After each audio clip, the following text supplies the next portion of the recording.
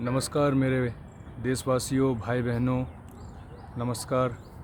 मैं आशुतोष महाराज आपको अपने चैनल पे स्वागत करता हूँ। जब से मैंने ये खबर सुना है, मैं तो भागे भागे जैसा हाल में हूँ वैसा ही उसी हाल में आके वीडियो रिकॉर्डिंग कर रहा हूँ। और मुझे ये खबर सुनते हुए जब मेरा रोंगटे खड़े हो गए, तो आप लोग का क्या हाल होगा मैं समझ सकता हूँ, और तमाम वकील, स्टूडेंट, एस्पायरेंट का क्या हाल होगा मैं समझ सकता हूँ।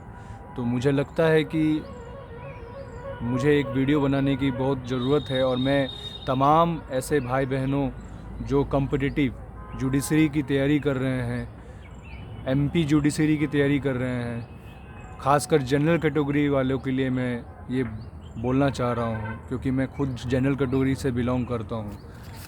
तो उन पे क्या बीत रहा होगा, बड़ा आश्चर्य का बात है। तो चलिए मैं आपको कुछ मुद्दों की बातें जो मैंने सुप्रीम कोर्ट के न्यायाधीश और हाई कोर्ट के न्यायाधीश से सुना और उनका जजमेंट को देखा, और तमाम हमारे शिक्षक जन जो हैं, जो यूट्यूब पे जुडिशरी का पढ़ाई के बारे में कुछ बातें बताते हैं और स्टूडेंट्स को जुडिशरी की तैयारी करवाते हैं, उनकी भी कुछ लेक्चर्स मैं सुन के आपके सामने कुछ बोलना चाह रहा हूँ। और ये कितनी शर्म की बात है, या मैं क्या कहूँ, किस तरीके की बात है, जो जैसे जैसे ज़माना बढ़ रहा है वैसे वैसे मतलब दुर्दशा हो रहा है जनरल कैटेगरी का। क्योंकि एमपी जुडिशरी ने ये एग्ज़ाम के लिए एक क्राइटेरिया बनाया है कि हाई कोर्ट के जो न्यायाधीश, माननीय न्यायाधीश जो हैं, उन्होंने कहा है कि उनका कहना है कि जुडिशरी का वही एग्ज़ाम एस्पिरेंट देंगे, वही स्टूडेंट एग्ज़ाम देंगे जिनको या तो 3 इयर्स का एक्सपीरियंस हो, या तो वो लॉ का डिग्री में 70% कम से कम अपना मार्क्स लाएं, जो जनरल कैटेगरी के हैं। और जो ओबीसी, एससी, एसटी वगैरह सब हैं, उनको 50% मार्क्स लॉ ग्रेजुएट्स में आना चाहिए, तभी वो एमपी जुडिशरी में बैठ सकते हैं, प्रीलिम्स और मेंस का एग्ज़ाम दे सकते हैं। और जनरल कैटेगरी वालों के लिए 70% लाना अनिवार्य है, या नहीं तो आप 3 इयर्स का प्रैक्टिस कीजिए। मतलब कि साफ साफ कहना है ये सुप्रीम कोर्ट और हाई कोर्ट का कि आप यदि एमपी जुडिशरी का एग्ज़ाम देना चाहते हैं, तो यदि आपको लॉ ग्रेजुएट्स में, या तो आपको ग्रेजुएशन में, लॉ ग्रेजुएशन में जो यदि जनरल कैटेगरी है तो 70%, एससी एसटी ओबीसी हैं तो 50%, या नहीं तो आपको 3 साल का प्रैक्टिस होना ज़रूरी है। 3 साल का कोर्ट में, कोई से भी कोर्ट में आपको प्रैक्टिस का होना ज़रूरी है, और तभी आप एमपी जुडिशरी का फॉर्म फिलअप करने के लिए कैपेबल हैं, एप्लीकेबल हैं, बैठ सकते हैं। और ये क्या डिसीज़न है, आप ज़रा सोचिए भाई बहन, कि अगर ये कोई व्यक्ति, मैं अब अपनी बात रखना चाह रहा हूँ, कोई व्यक्ति 28 साल में, 29 साल में, 28 एज में, 29 एज में, या 30 एज में, 30+ एज में जनरल कैटेगरी का, मान लीजिए लॉ का एडमिशन लेके वो लॉ की पढ़ाई कर रहा है, या कहीं पे एडमिशन लेना चाह रहा है या ले लिया है, और वो 28, 29, 30, 3 साल तो उसमें उसी चला गया, 31, 3 साल उसमें चला गया। अब वो 3 साल प्रैक्टिस करे कोई भी कोर्ट में, तो उसका एज ही ख़त्म हो जाएगा ना। फिर वो मान लीजिए वो एमपी जुडिशरी का तैयारी कर रहा है, वो कहाँ से बैठ के एग्ज़ाम दे पाएगा? उसका तो सपना टूट जाएगा ना। उसके माँ बाप, उसके घर परिवार, जो पूरी ज़िंदगी उसने अपना एक जुडिशरी का सपना देखा है, जो मैं बनूँगा और जो मैं एक फ़ैसला लूँगा। और हाई कोर्ट का और सुप्रीम कोर्ट का कहना है कि मुझे ग्रेड के मार्क्स पे मैं स्टूडेंट को सेलेक्ट करता हूँ जो कौन ब्रिलियंट है। उन्होंने एक वर्ड लिखा है अपने जजमेंट में कि ब्रिलियंट एकेडमी वाले स्टूडेंट हमें चाहिए, यानी कि जिनको 70+ है या 70 है, वो बहुत ब्रिलियंट है, वो कैपेबल हैं जज का फ़ैसला के लिए, सुनाने के लिए, वो बहुत अच्छे हैं फ़ैसला सुनाने के लिए, उनका दिमाग बहुत काम करता है। और जो उससे नीचे हैं, जो SC ST OBC हैं, वो 50% तो कैपेबल है, और जो मतलब 70% से नीचे हैं जिनको कम मार्क्स आया है, वो जज का एक जजशिप का और फैसला सुनाने के मतलब कि होशो हवास में नहीं है, उनका दिमाग बहुत कमज़ोर है। मतलब ये बेबुनियाद बेफिजूल बात और एक स्टूडेंट को प्रताड़ित करने वाला बात हो गया, स्टूडेंट को मतलब कि मेंटली टॉर्चर करने वाला बात हो गया कि आप यदि 70% से ऊपर लाते हैं तो आप ब्रिलियंट हैं, और उससे नीचे तब तो UPSC जैसा जो इसमें पूरे देश को चलाने वाला जो संस्था होती है, जो देश का दशा और दिशा जो पूरा निर्धारित करती हैं, जो अपने हाथ में रखती हैं, उसमें जो एस्पिरेंट एग्ज़ाम देते हैं, चाहे वो 60% से कम हो, चाहे वो 45-50% हो, कुछ भी हो, फेल हो या जो भी हो, मिनिमम आपको ग्रेजुएशन पास होना चाहिए। और आप यदि एग्ज़ाम को अटैम्प्ट करके पास होते हैं तो आप UPSC के एस्पिरेंट IAS IPS IRS कहलाते हैं। और लेकिन जब जुडिशरी का बात आता है तो जुडिशरी में अभी MP का भी, जिसको सपना है कि मैं मध्य प्रदेश जुडिशरी का एग्ज़ाम दूं, क्योंकि अगर आप एक स्टेट में ये चीज़ लागू कर रहे हैं तो दूसरा स्टेट उसको कॉपी करेगा, स्वाभाविक बात है। एक अगर उसको आप कहते हैं कि गलत चीज़ को बढ़ावा नहीं देना चाहिए, गलत चीज़ को आप बढ़ावा दीजिएगा तो दूसरा उसको कॉपी करेगा। अगर उस गलत चीज़ को नहीं रोका जाए तो ये एक नासूर बन जाएगा, एक मतलब कि एक कैंसर रोग बन सकता है ये, और ये जनरल कैटेगरी के लिए बहुत अन्याय वाली बात है। आप प्लीज़ मेरी बात को समझिए। मैं मोटा मोटी एक बात को हमेशा रिजर्वेशन को लेके कहा हूँ कि कंपटीशन के एग्ज़ाम में रिजर्वेशन नहीं होना चाहिए, क्योंकि कंपटीशन का तब तो ये भेदभाव कंपटीशन हो गया। युद्ध एक समान के लड़ाई में होता है। आपके पास भी इतना मटेरियल है लड़ने के लिए और हमारे पास भी इतना मटेरियल है लड़ने के लिए, एक समान में युद्ध होता है। ये नहीं कि आपके पास में बहुत सारा हथियार और इंस्ट्रूमेंट्स और वो जितने भी वेपन्स हैं आपको दे दिए गए हैं और हम खाली हाथ हैं और चलिए लड़ते हैं, बराबरी का मुकाबला करते हैं। तब तो ये अन्याय वाली बात हो गई और ये भेदभाव वाली बात हो गई। तो मैं गुजारिश करना चाहता हूँ हाथ जोड़ के सबसे, जनरल कैटेगरी के परिवार से और बच्चों से, कि जैसे SC ST के लिए इतना फ़ायदा हो रहा है, आप NCERT का 11th का बुक पढ़िए। मैं बता रहा हूँ, आप लाइन बाय लाइन NCERT का 11th का बुक पढ़िए। उसमें BR अम्बेडकर जी का जो कथन है, उन्होंने 10 साल के लिए लागू किया था। 10 साल के लिए लागू किया था कि ये क्यों? क्योंकि उनके ऊपर उनका बचपन बहुत ही रिजर्वेशन के हिसाब से उनके साथ बहुत भेदभाव हुआ। लेकिन वो जाते जाते, मैं बहुत कड़वा बात बोल रहा हूँ, वो जाते जाते क्या संविधान में संशोधन कर गए कि नहीं भाई 10 साल के लिए लागू होना चाहिए, लेकिन ये संशोधन कभी हुआ ही नहीं। ये चीज़ मैं हमेशा कहता हूँ कि आप हर चीज़ में रिजर्वेशन रखिए, लेकिन पढ़ाई लिखाई में बराबरी रखिए, क्योंकि ये एक बच्चों का भविष्य बनाता है, मेरे जैसे बच्चे का भविष्य बनाता है, आपके जैसे बच्चे का भविष्य बनाता है। इसमें आप आरक्षण मत रखिए, एक समान कर दीजिए पढ़ाई लिखाई में। कोई कहता है, किसी ने मुझे कहा कि अगर हमें बेनिफिट मिल रहा है तो हम क्यों ना लें। अरे भैया, आपको बेनिफिट मिल रहा है, आप उस पद पे और उस ओहदा पे आप जा रहे हैं, और आप फिर ऊंचे वाले पोस्ट पे या जिसको वो कैपेबल था उसको नहीं मिलता है तो आप उसको डेमोरलाइज़ करते हैं, नीचा दिखाते हैं, अपने पावर का मिसयूज़ करते हैं। तो हम लोग आपको क्यों रिस्पेक्ट करेंगे? कोई आदमी 2 मार्क्स से सेलेक्ट नहीं होता है तो उसका पूरा साल बर्बाद हो जाता है, पूरी ज़िंदगी उसकी बर्बाद हो जाती है। वही फैसला MP जुडिशरी का ये होने के बाद में एक लड़की सुसाइड कर ली, क्यों? उसकी जान की कीमत क्या हाई कोर्ट और सुप्रीम कोर्ट चुका पाएगा? मैं आपको साफ बोलता रहा हूँ, आप लोग का जो चेयर होता है ना संविधान का, जब आप संविधान कॉन्स्टिट्यूशन का शपथ लेते हैं आप लोग, तो उसमें ये तो नहीं लिखा रहता है कि मैं छोटा जात हूँ या बड़ा जात हूँ, मेरा ये फलाना कास्ट के वजह से मैं इतना मार्क्स से मैं जज बन गया हूँ या जस्टिस बन गया हूँ। इसमें ये तो नहीं लिखा होता है। अगर आप लोग में इतना मतलब कि समझदारी है कि आप लोग ये मार्क्स के बेसिस पे देख रहे हैं, तब तो मैं एक साइंस का स्टूडेंट रहा हूँ, तो साइंस का स्टूडेंट में मैं पढ़ रहा था अल्बर्ट आइंस्टाइन जी के बारे में।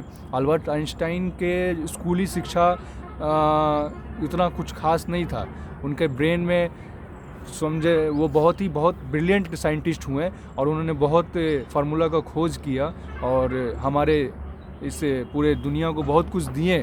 उनके कॉन्सेप्ट को हम लोग ने एक्सेप्ट किया, है ना। तो उनका वो क्या बहुत ब्रिलियंट थे क्या? उनका स्कूल का रिपोर्ट्स आप देखिए, क्या उनका बहुत ब्रिलियंट था। आप अल्बर्ट आइंस्टाइन को, जगदीश चंद्र बोस को देख लीजिए और हमारे ये जो जिन्होंने बल्ब का खोज किया, थॉमस अल्वा एडिशन को देख लीजिए। क्या वो थॉमस अल्वा एडिशन को तो स्कूल में निकाल दिया। आप लोग तो ये कहानी छोटी सी जानते होंगे ना, कि उनको स्कूल से निकाल दिया कि आपका, उनकी माँ को, मम्मी को बुला के, माता जी को बुला के कि आपका बेटा बहुत ब्रिलियंट है, आप ले जाइए। और जबकि उसकी मम्मी ने उनको पढ़ाया लिखाया, जब वो बड़ा हो गए, बहुत फेमस हो गए, साइंटिस्ट हो गए, तो आपका बेटा बहुत डल है, ये कुछ नहीं कर सकता जीवन में। तब उस जैसा, उनके जैसा बच्चा जब वो साइंटिस्ट बन गए, तो आप उनके दिमाग को परसेंटेज से कंपेयर कीजिएगा।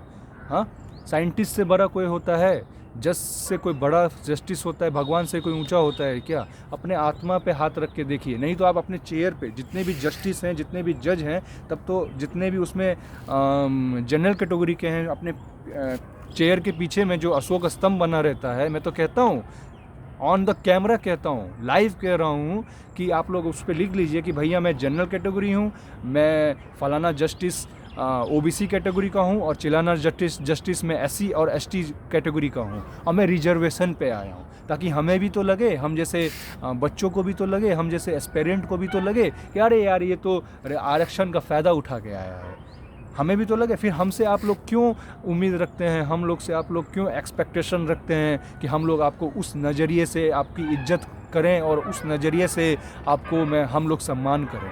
ये एक्सपेक्टेशन ही नहीं रखना चाहिए ना। आप लोग उस ओहदे पे पहुंच जाते हैं, आप लोग उस पोस्ट पे पहुंच जाते हैं, फिर अपने गाड़ी बंगला पैसा जो भी सरकार की तरफ से मिलता है उसका पूरा लुत्फ़ उठाते हैं, क्योंकि आप लोग मेहनत करते हैं। फिर बोलते हैं कि नहीं भाई, जो जनरल कैटेगरी का बच्चा तैयारी कर रहा है, जिनके फैमिली जनरल कैटेगरी के हैं, उनको जो है 3 साल का प्रैक्टिस कीजिए। उसके बाद एक तो उनका 35 एज है, मान लीजिए कोई 35 एज का लास्ट है, या तो आप उसका एज बढ़ा दीजिए ना, कंपटीशन का अटेम्प्ट भी कम, एज भी कम, और ऊपर से आप बोल रहे हैं प्रैक्टिस करने के लिए, लॉयर बनने के लिए या एडवोकेट बनने के लिए कोई पढ़ाई तो नहीं कर रहा है। जिसको शौक है लॉयर और एडवोकेट बनने का, वो बनते ही हैं, एडिशनल सॉलिसिटर जनरल, और जो बनना, जिनको एडीपीओ बनना है, ईपीओ बनना है, एपीपी बनना है, जो भी बनना है वो बनते हैं। लेकिन जिनको पूरी ज़िंदगी ही एक जुडिशरी पे तैयारी करने पे और एक ऊंचा सोच लेके चले हैं मंजिल पे, और वो एक एज काउंट करके, किसी को फर्स्ट अटैम्प्ट में हो जाता है, किन्हीं को सेकंड अटैम्प्ट में होता है, किसी को फोर्थ अटैम्प्ट में होता है, लेकिन होता तो है। आप लोग कौन होते हैं फ्यूचर डिसाइड करने वाले? मुझे तो ये समझ में नहीं आता है। जस्टिस कोई भगवान तो नहीं है, जस्टिस कोई खुदा तो नहीं है। आप लोग अपने पैसों को, आपको सरकार पैसा दे रहा है, तो अब मतलब एक समय था, BR अम्बेडकर जी के साथ में जो घटना घटा, उन्होंने जाते जाते सब पे थोप दिया क्या? मैं तो ऑन द कैमरा कह रहा हूँ। क्या ये मैं गलत बोल रहा हूँ? जनरल कैटेगरी का सब दिल जानता है ना। जाते जाते उन्होंने देश को हालांकि बहुत कुछ दिया, मैं नहीं कहता हूँ कि नहीं किया, भगवान सब मानता है उनको, लेकिन इसका मतलब क्या कि छोटा कास्ट को और SC ST को इतना दे दीजिए कि अब जनरल उसका गुलामी करे, बड़ा कास्ट उसका गुलामी करे, वो भी पढ़ाई लिखाई में करेगा। ठीक है, आप सब कुछ में कीजिए, लेकिन पढ़ाई लिखाई में, मैं बार बार बोल रहा हूँ, पढ़ाई लिखाई, जैसे पढ़ाई लिखाई एक माँ का दूध होता है ना, जिसमें ब्रेस्ट फीडिंग होता है, जिसमें बच्चे का, तो उस माँ के दूध में मुझे आप बताइए, माननीय हाई कोर्ट और मैं सुप्रीम कोर्ट से पूछ रहा हूँ, जिस माँ का दूध से जो बच्चा सींचता है, बड़ा होता है, उस दूध का क्या कीमत है? उस दूध में क्या कास्ट लिखा होता है क्या? उसके मिल्क के ब्रेस्ट में वो कास्ट लिखा होता है क्या? ये ब्राह्मण का बच्चा दूध पिएगा माँ का तो ये ब्राह्मण बनेगा, ये माँ का दूध पिएगा तो ये SC ST बनेगा, तो ब्रिलियंट बनेगा, देश को तरक्की करेगा। जब माँ के दूध में फ़र्क नहीं होता है, तो आप लोग भेदभाव क्यों करते हैं पढ़ाई लिखाई में? जब माँ के कोख में कोई फ़र्क नहीं होता है, सब माँ एक समान, धरती प्रकृति एक समान, हम जैसे इंसान, हाँ, धरती बांटो अंबर बांटा मत बांटो इंसान को। हिंदू मुस्लिम सिख ईसाई आपस में है, भाई भाई बात करते हैं, आर्टिकल का बात करते हैं, कॉन्स्टिट्यूशन का बात करते हैं, लॉ एंड ऑर्डर का बात करते हैं, संविधान का बात करते हैं, इक्वलिटी का बात करते हैं, हाँ, डिस्क्रिमिनेशन नहीं करना चाहिए उसका बात करते हैं। और आप ही लोग जैसे इंसान जब पोस्ट पे बैठ जाता है तो स्टूडेंट का दुख नहीं समझता, और हमारे जैसे जनरल कैटेगरी स्टूडेंट जब कुछ बोलना चाहते हैं तो वो उनका आवाज़ उठाने में क्या प्रॉब्लम हो रहा है? आप लोग उनका क्यों नहीं सुन रहे हैं? और जनरल कैटेगरी के स्टूडेंट क्यों नहीं बोलते हैं? EWS ही आ गया, EWS आ गया, अरे नरेंद्र मोदी जी EWS ले आए तो क्या हो गया? अरे EWS 10% से क्या हो जाता है? हाँ, कहाँ 10%? और क्यों चाहिए? नहीं चाहिए हमें, एक समान कर दीजिए ना, तब ना हमें लगेगा कि सेम का युद्ध करके आप आए हैं। हाँ, आप लोग अपना सब कुछ पोस्ट लेके रिजर्वेशन पे फ़ायदा उठाइए और जनरल कैटेगरी को फिर आप बोलिए कि अरे वो तो पढ़ता ही नहीं था, उसको तो सिलेक्शन ही नहीं हुआ। हाँ, मतलब गेम खेल रहे हैं। या तो आप फिर एक काम कीजिए, आप लोग जस्टिस लोग जो हैं, जितने भी जस्टिस लोग हैं, आपको मैं ओपनली बोल रहा हूँ, मेरे जैसे बहुत इंसान जनरल कैटेगरी का त्रस्त है और बोल रहा है आप लोग को कि या तो अपने पीछे सीट के पीछे जो हम लोग सुप्रीम कोर्ट का जो लाइव सेशन देखते हैं उस पर लिख दीजिए कि ये हम लोग जो है रिजर्वेशन से आए हैं, हम एससी से बिलोंग करते हैं, हम एसटी से बिलोंग करते हैं और हम लोग रिजर्वेशन पे आए हैं, तो हमें भी तो लगेगा कि यार इसका क्या इज्जत करें, जस्टिस है तो क्या हो गया, इनका क्या इज्जत करें। जो जनरल कैटेगरी के जस्टिस होंगे हम लोग उनको इज्जत करेंगे, वो वाकई मेहनत करके गए हैं फिर तो फिर हम लोग से एक्सपेक्टेशन क्यों रखते हैं। मेरे भी पूरे फैमिली में बैकग्राउंड पूरा गवर्नमेंट एम्प्लॉय का है और जो जनरल कैटेगरी से मेहनत करके गए हैं तो इज्जत करते हैं। हम लोग देखते हैं अपने रिलेटिव का डिपार्टमेंट सब में देखते हैं, जो छोटा कास्ट होता है उसको कहाँ उतना कोई वैल्यू दे रहा है, कोई वैल्यू नहीं दे रहा। फिर वो लोग रोते हैं तो बोलेगा जनरल कैटेगरी वाला सब को जो ऐसा है। मतलब कि सरकार जो है, सरकार क्या चाह रही है कि पहले गवर्नमेंट में रिजर्वेशन का मतलब जितना भी है उसको भेदभाव, एक जुडिशरी, हम लॉ एंड ऑर्डर, जब भी कोई देश में तीन कोई ऐसा है कानून में, या तो लॉ एंड ऑर्डर मतलब कोई भी भेदभाव होता है या कुछ भी होता है, हम लोग कहाँ जाते हैं, कोर्ट जाते हैं न्याय मांगने के लिए। हम लोग न्याय मांगने जाते हैं ना, न्याय मांगने के लिए जाते हैं। और उनसे उम्मीद रखते हैं कि कोर्ट जो है, जजेज जो हैं हमारा फैसला सही डायरेक्शन में देंगे, सही फैसला सुनाएंगे। हम लोग कोर्ट को भगवान मानते हैं। ये कैसा फैसला हुआ, ये कैसा फैसला हुआ एमपी जुडिशरी के लिए कि आप लोग 70% लाइए, एवब लाइए जनरल कैटेगरी के लिए। कहाँ 70%? जो दिल्ली यूनिवर्सिटी जैसा जो यूनिवर्सिटी और एनएलयू जो होता है, बीएचयू जैसा यूनिवर्सिटी है, उसमें तो टॉपर्स को 70 आता ही नहीं है, बड़े मुश्किल से आता है। आप क्या बात कर रहे हैं? आप लोग में जितने भी जजेज हैं उनमें आप लोग दिल पे हाथ रख के भारत माता का आप लोग ने कसम खाया, कॉन्स्टिट्यूशन कसम खा उस कुर्सी पे बैठे हैं ना। आप लोग अपने दिल से पूछिए ना। आप लोग तो एक दिन रिटायर हो जाएंगे, लेकिन आप लोग रिटायर हो तो जाएंगे, ऊपर जब जाएंगे मान लीजिए उसको ऊपर खुदा को क्या जवाब देंगे, उस ईश्वर अल्लाह को, भगवान को क्या जवाब देंगे? आप लोग न्यायमूर्ति हैं ना जी, तो आप लोग क्या बोलिएगा? हाँ, आप लोग बताइए, तो आप लोग में से किसको 62% आया था या 70% से एवब आया था? किससे आया था? 3 साल का वकील से बन के, वकील का प्रैक्टिस करके आप लोग कोई इंसान जस्टिस बनता है, लेकिन किसी को इतना टाइम नहीं है भैया, किसी को वकील नहीं बनना है। वो जुडिशरी कहते हैं महाभारत में, या स्वामी विवेकानंद जी कहते थे हमेशा एक लक्ष्य रखो, एक टारगेट रखो, उसके पीछे जी जान लगा दो, उसका पीछे सपना देखो। हमारे माननीय लेट एपीजे अब्दुल कलाम साहब का कहना था, बड़ा सपना देखो, खुला सपना देखो, जागते हुए सपना देखो। हाँ, और आप लोग मतलब एक फ़ैसला सुना के, पेन पेपर का मतलब फ़ैसला सुना दिए जनरल कैटेगरी वालों के लिए कि हमें ब्रिलियंट चाहिए। एक तो सीट कम, ऊपर से एज कम, ऊपर से अटैम्प्ट कम, ऊपर से और प्रेशर। इसका मतलब कि हमारे कानूनी व्यवस्था में, हमारे पूरे कानून के हाई कोर्ट में जितने भी कानून के तौर तरीके में, सब कोर्ट में मतलब आप जनरल वालों को साइड करके हटाना चाह रहे हैं और जितने भी ओबीसी एससी एसटी हैं उनको भरना चाह रहे हैं। फिर तो मैं यही समझूँ, हम लोग तो यही समझे, फिर हमारी कोई ज़रूरत नहीं। फिर आप लोग को, आप ही लोग देश दुनिया चलाइए, आप ही लोग देश दुनिया चलाइए, हमारी क्या ज़रूरत फिर आप लोग को। जनरल कैटेगरी मतलब ब्राह्मण है तो ब्राह्मण को एकदम इतना नीचे गिरा दो, इतना नीचे गिरा दो तो वो पोछा लगाने लायक हो गया है। और जो शूद्र है, आज मुझे आप दिल पे हाथ रख के बताइए, टेक्नोलॉजी का बात करते हैं नरेंद्र मोदी जी ना, टेक्नोलॉजी का बात कर रहे हैं ना। आज किसके हाथ में फ़ोन नहीं है और किसके हाथ में अनलिमिटेड डाटा नहीं है? कौन नहीं घर बैठे पढ़ सकता है? किसके घर में बिजली नहीं है? हाँ, 100 में 1, 100 मेंबर्स में ओनली 1 मेंबर्स जिसके यहाँ पे नहीं हो, वो भी अगल बगल जाएगा तो उसको मिल ही जाएगा। कौन नहीं, किसके? मैं तो आज देखता हूँ जो किसानी करता है, जो खेती मजदूरी करता है, यहाँ तक कि जो गटर साफ़ करता है, उसके पास भी एक डिजिटल फ़ोन है और अनलिमिटेड डाटा है। क्या वो पढ़ नहीं सकता? पढ़ने वाला बच्चा तो कैसे भी पढ़ सकता है ना जी। लेकिन उसके ऊपर अगर आप थप्पा लगा दीजिएगा कि भैया तुमको उतना परसेंट लाना है, तब तो कंपटीशन का मतलब ही ये नहीं रह जाएगा ना। कंपटीशन का मतलब होता है बिना भेदभाव के तैयारी करना। हम लोग का दुख दर्द आप लोग को नहीं दिखेगा, क्योंकि आप लोग खुद मतलब कि रिजर्वेशन पे गए होंगे, तो आप लोग सोचे होंगे, एक कमेटी बनाए होंगे, गठित बनाए होंगे कि चलो यार जनरल कैटेगरी वाले को लात मार के भगा ही देते हैं, अब हम लोग का ग्रुपिंग रहेगा।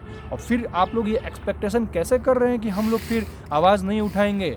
अरे आप लोग में अगर इतना हिम्मत है, आप लोग में अगर बहुत पढ़ाई लिखाई में मतलब कि हाँ, जब लगता है कि ये बहुत सेम बराबर है, सबके लिए एक समान है, तब ये फैसला सुनाते तो समझ में आता कि चलो यार हमारे जो मेंबर जस्टिस साहब सब जो हैं एक समान फैसला सुना रहे हैं। ये तो मतलब कि एक समान तो युद्ध नहीं है, ऊपर से आप गलत फैसला सुना रहे हैं। चींटी के ऊपर पहाड़, मतलब हम लोग चींटी हो गए, उसके ऊपर बोलते हैं पहाड़ लोड कर दो और जाओ, चींटी बेचारी मर जाएगी।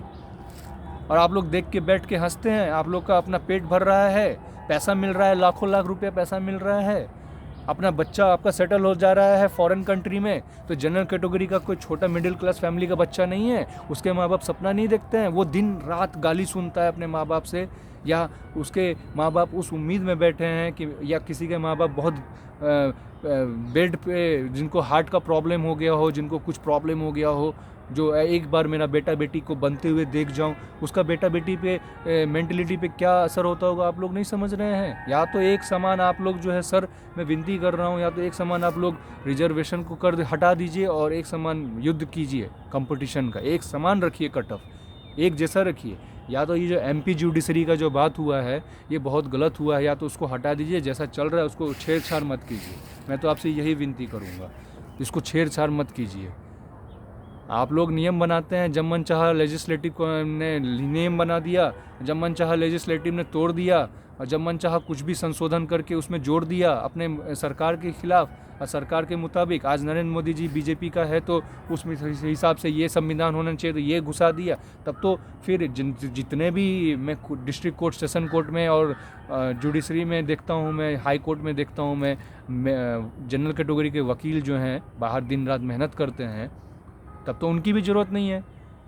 जब जज की ज़रूरत नहीं है जनरल मेंबर का, और परसेंटेज से आप लोग कर रहे हैं, डिसाइड कर रहे हैं, तब तो वकील की भी ज़रूरत नहीं है, हम जैसे बच्चों की भी फिर ज़रूरत नहीं है।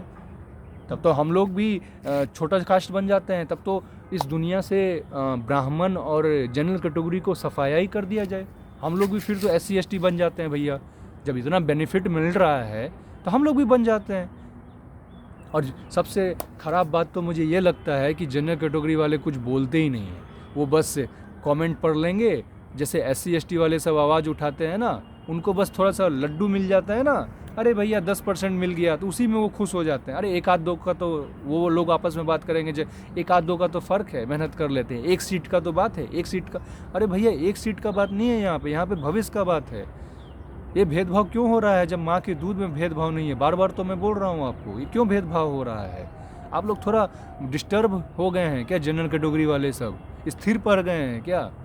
हाँ, आप एक कहानी सुनते होंगे, मैं हिंदू का एक कहानी सुनाता हूँ क्योंकि मैं हिंदू हूँ। तो जैसे कि राजपूत को बहुत घमंड हो गया था, तो परशुराम जी ने उनका सफाया कर दिया था 108 बार धरती से। तो किसी को कोई चीज़ का घमंड नहीं करना चाहिए, आप बराबरी में युद्ध कीजिए ना, तब न जाने कौन किसका अधिकारी है। आप बराबरी में युद्ध कीजिए ना। ऊपर से आप MP जुडिशरी में कर रहे हैं कि आर्टिकल में अपना आप लोग ऑक्सफोर्ड का डिक्शनरी लेके बैठे हुए हैं। कोई कमेंट कर रहा है तो उसको आप बोल रहे हैं आपत्तिजनक शब्द ना बोलें, क्योंकि ऑक्सफोर्ड में डिक्शनरी में लेके जस्टिस और न्यायाधीश सब बैठे हुए हैं कि ये संविधान में हमें ब्रिलियंट ऑटोरियस वर्ड इस्तेमाल ना करें। हाँ, ये सब वर्ड इस्तेमाल ना करके ब्रिलियंट मुझे स्टूडेंट चाहिए जो 60+ है, वो फर्स्ट अटैम्प्ट आ गया, फर्स्ट डिवीज़न आ गया।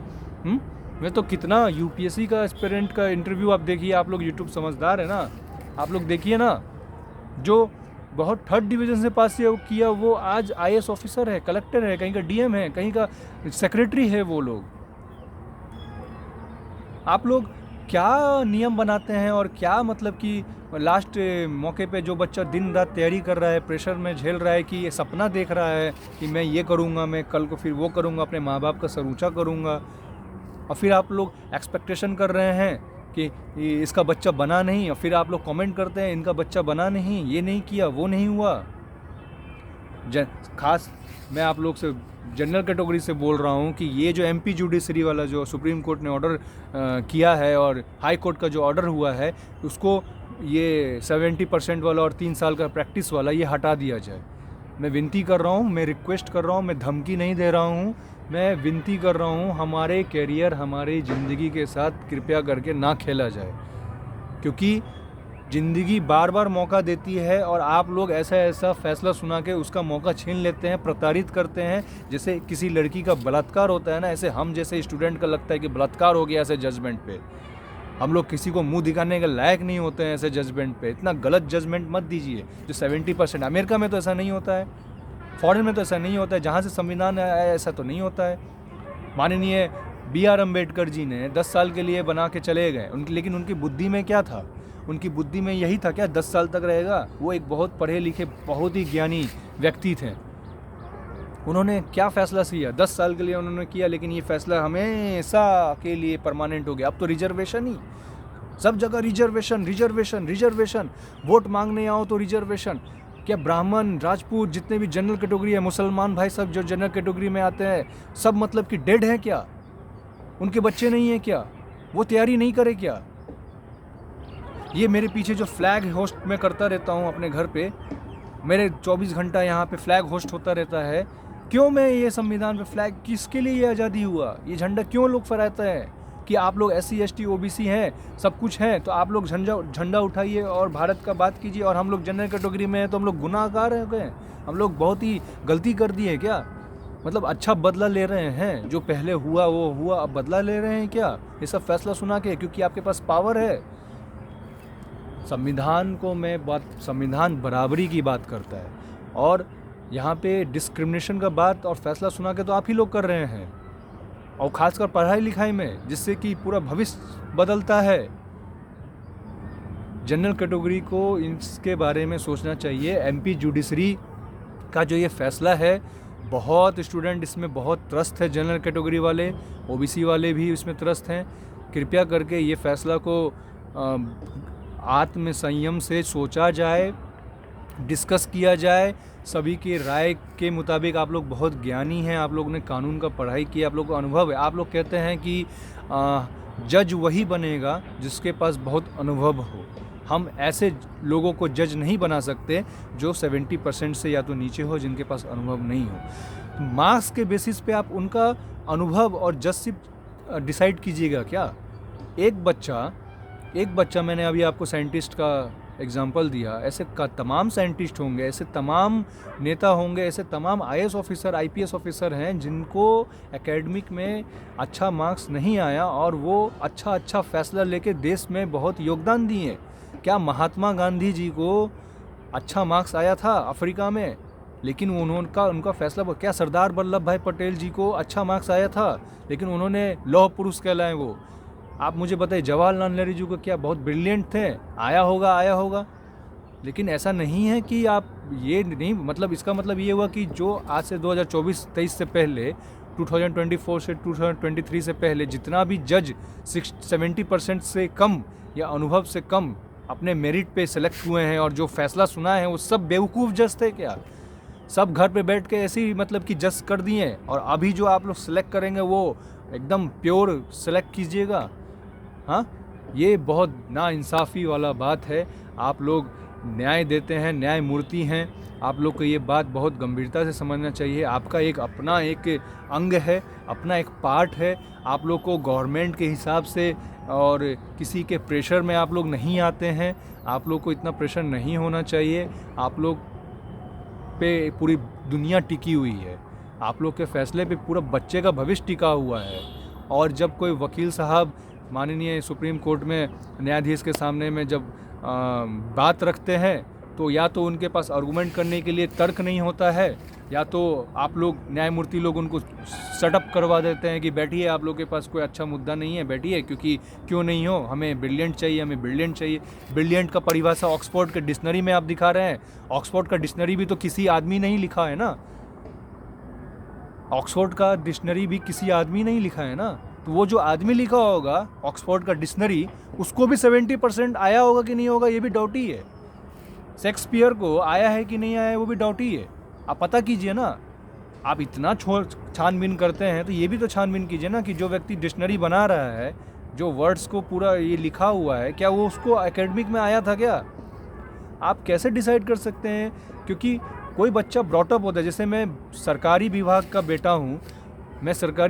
बेटा हूँ, तो मेरा घर में जैसे पालन पोषण हुआ है, मेरे से तमाम बच्चे का पालन पोषण हुआ है, तो उस पर भी तो डिपेंड करता है ना कि वो बच्चा का मेंटलिटी ग्रो अप कैसे हुआ है, वो बोलता कैसे है, उसका चाल चलन कैसा है, उसका सोच कैसा है, तो वो उस पर भी तो डिसाइड होता है ना कि वो कैसा न्याय सुनाएगा, जस्टिस के लिए वो कैसा एक्शन ले सकता है, कोई फैसला लेने के लिए वो किस तरीके से वो अपने नज़रिए को इस्तेमाल करता है, अपनी बुद्धि का इस्तेमाल करता है। चाणक्य के संविधान को हमारे हिंदू भाई, चाणक्य नीति को हमारे हिंदू भाई सब लोग जितने भी धर्म के भाई सब हैं मानते हैं, क्योंकि वो एक बहुत बड़े अर्थशास्त्री हुए, तर्कशास्त्री हुए, अर्थशास्त्री हुए और दार्शनिक हुए, सब कुछ हुए, वो राजनीतिज्ञ हुए। लेकिन आप देखिए उनको कि वो एक ब्राह्मण है और मतलब कि उनका फैसला, मतलब वो फैसला लेने में कितने अडिक्ट हैं। तो क्या उनको आप मार्क्स पे, नालंदा विश्वविद्यालय के मतलब मार्क्स पे आप उसको डिसाइड कीजिएगा? आज जितने भी हमारे भारत में जो जुडिशरी के जो शिक्षक जन जो है पढ़ाई करवाते हैं बच्चों को, और वो उनके बदौलत मैं नाम ले लेता हूँ, श्री मनमोहन जोशी जुडिशरी का जो पढ़ाई करवाते हैं, राहुल IAS, जितने भी शिक्षक हैं, उनके बदौलत जो बच्चे, गुरु के बदौलत बच्चे शिष्य जो आज जज बने, आप लोग जैसे जज बने हैं, आपके गुरु ने ये आपको शिक्षा दिया है क्या उन गुरु को 70% से अबव आया है? ऐसा नहीं है क्या? तब तो वो गुरु बेवकूफ़ हैं क्या? उनको समझ नहीं है। आप लोग थोड़ा समझिए। और जनरल कैटेगरी वाले से भी मैं बोलता हूँ, आप लोग भी आवाज़ उठाइए। सिर्फ मेरे बोलने से आवाज़ नहीं उठेगा। गलत को बढ़ावा दीजिएगा तो ये गलत पूरा दुनिया बर्बाद कर देगा। तब तो ये जनरल कैटेगरी ख़त्म कर दीजिए दुनिया से आप लोग। मैं बार बार बोल रहा हूँ, ये जनरल कैटेगरी ख़त्म कर दीजिए। फिर आप कंपटीशन में आप लोग भेदभाव कर रहे हैं, या नहीं तो ऑल इंडिया जैसे UPSC एग्ज़ाम लेता है उस तरह का आप लोग कर दीजिए। एक तो स्टेट वाइज एग्ज़ाम होता है, एक तो स्टेट वाइज एग्ज़ाम हो रहा है, ऊपर से आप लोग ये सब फैसला सुना रहे हैं कि भैया आप 3 साल का प्रैक्टिस लाइए क्योंकि हमें क्रीम चाहिए, क्रीम नहीं तो आप 70% से अबव लाइए जनरल कैटेगरी। मतलब इतना आप लोग नफरत करते हैं क्या जनरल कैटेगरी से? मुझे तो लग रहा है कि आप लोग बहुत नफरत कर रहे हैं जनरल कैटेगरी से। आप लोग को बर्दाश्त नहीं हो रहा है। जनरल कैटेगरी अपने मेहनत पे इतना ला रहा है, आप लोग को बर्दाश्त नहीं हो रहा है। कोई EWS FWS का मैं बात नहीं कर रहा हूँ, मैं बात कर रहा हूँ एक समान कंपटीशन होना चाहिए। नहीं तो जैसा व्यवस्था है वैसा रहे, उसमें छेड़खानी ना करे। या तो एज क्राइटेरिया बढ़ा दीजिए, अटेम्प्ट बढ़ा दीजिए, मार्क्स कम कर दीजिए, कुछ तो कीजिए। ये क्या मतलब हुआ? टॉपर तक को नहीं आया है भाई, जिनको आता है। इसका मतलब ये साफ हुआ कि सरकार के बातों में आके, सरकार के प्रेशर में आके, या आप लोग अपना एक भाई बहन और अपने रिश्तेदार को कोर्ट में भरना चाह रहे हैं और जनरल कैटेगरी को साफ करना चाह रहे हैं कि जाओ भाई, जनरल कैटेगरी देश नहीं चला सकता है। यही हुआ, मतलब हुआ ना। न्यायाधीश को मैं बोल रहा हूँ, न्यायमूर्तियों को बोल रहा हूँ मैं, यही आप लोग का सोच है ना। तो सीधा सीधा बोल दीजिए ना, इतना हिम्मत है तो सीधा सीधा बोल दीजिए तो जनरल कैटेगरी आप लोग से हम लोग को नहीं बनता है, आप लोग जाइए। हम लोग आपके सामने हार गए जनरल कैटेगरी वाले, आप लोग जाइए। जनरल कैटेगरी वाले मेहनत करते हैं और सबसे शर्म की बात है जनरल कैटेगरी वाले कुछ बोलते भी नहीं हैं। जैसे OBC SC ST वाले बोलते हैं, आवाज़ उठाते हैं, जनरल कैटेगरी वाले बोलते तक नहीं है। बस 1-2 दिन बोला, 3 दिन बोला, बस हो गया। ऐसे थोड़ी ना होता है। भारत जनता से बना है, संविधान जनता से बना है, किसी के दबाव में ये संविधान नहीं बना है। ये संविधान सभी के ऊपर लागू होता है, सब लोग सर्वसम्मति से संविधान बनेगा। इसमें भेदभाव नहीं होना चाहिए, भेदभाव नहीं होना चाहिए, बिल्कुल नहीं होना चाहिए। वो भी पढ़ाई लिखाई में। पढ़ाई लिखाई माता हुई, भगवान हुई, भगवती हुई, वो स्टूडेंट के लिए मंदिर और महादेव और काली मैया और अल्लाह ईश्वर वाहेगुरु, ये सब भगवती और भगवान स्टूडेंट के लिए सेकंड हुआ। सबसे पहले पढ़ाई लिखाई भगवान हुआ, सबसे पहले हमारे किताब कॉपी ही दोस्त हुए, भगवान हुए। भगवान के साथ कोई छेड़खानी कर रहा है, आप लोग सुन रहे हैं। गजब है, गजब है। और यूट्यूब पे टाइम देख के बर्बाद कर रहे हैं। सिर्फ आवाज़ उठाइए, मैं तो इतना ही कहूँगा, आवाज़ उठाइए। बाकी आप लोग का मर्जी। जय हिंद, जय हिंद।